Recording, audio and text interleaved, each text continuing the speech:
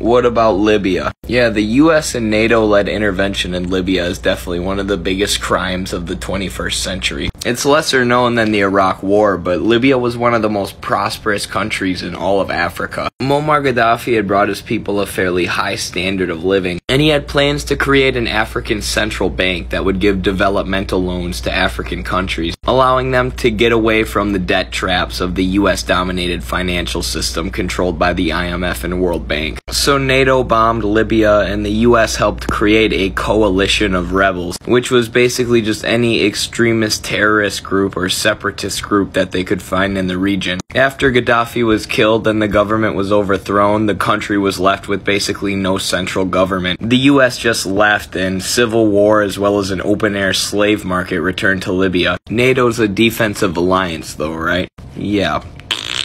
What happened to 137 tons of Libyan gold? Great question, my friend. The gold you're talking about was accumulated in Libya prior to the revolution that brought Gaddafi to power. And he had plans to use this money to kickstart the African Central Bank, which would have allowed African countries to develop themselves and also would have challenged the US dollar as the dominant global currency. And Hillary Clinton's emails, which leaked after the intervention, showed that that's exactly what NATO was after. Now you know why they're going after Assange so hard and so illegally.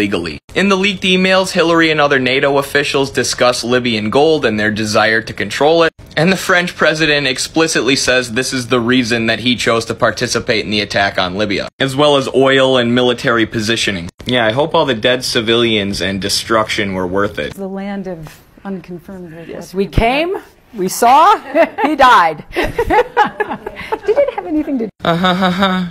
Girl boss moment, Hillary. Good thing we got rid of that evil Gaddafi. He was bringing his people the highest standard of living in all of Africa. Glad we could bring them freedom.